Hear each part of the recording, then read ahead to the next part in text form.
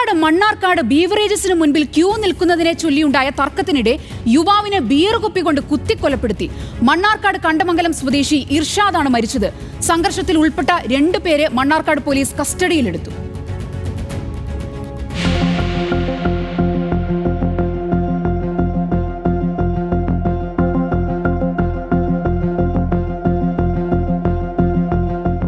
Mannarkkad beverages corporation മദ്യവിൽപ്പനശാലയ്ക്ക് മുൻപിൽ Q നിൽക്കുന്നതിനെ ചൊല്ലിയുണ്ടായ തർക്കമാണ് കൊലപാതകത്തിൽ കലാശിച്ചത്. 2 പേർ ചേർന്ന് കുന്തിപ്പുഴ സ്വദേശി ഇർഷാദിനെ ക്രൂരമായി മർദ്ദിക്കുകയും ബിയർ കുപ്പികൊണ്ട് തലയ്ക്കടിക്കുകയുമായിരുന്നു.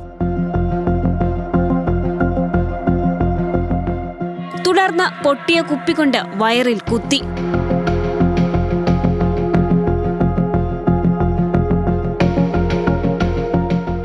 എന്നാൽ തർക്കത്തിന് കാരണമെന്തെന്ന് വ്യക്തമല്ല. ഇവർ തമ്മിൽ മുൻവൈരാഗ്യമുണ്ടായിരുന്നോ എന്നതും അന്വേഷിച്ചു വരികയാണ്. സംഭവത്തിൽ 2 പേരെ മണ്ണാർക്കാട് പോലീസ് കസ്റ്റഡിയിലെടുത്തു. ഇർഷാദിന്റെ മൃതദേഹം പോസ്റ്റ്മോർട്ടത്തിനായി പാലക്കാട് ജില്ലാ ആശുപത്രിയിലേക്ക് മാറ്റി. ന്യൂസ് മലയാളം, പാലക്കാട്.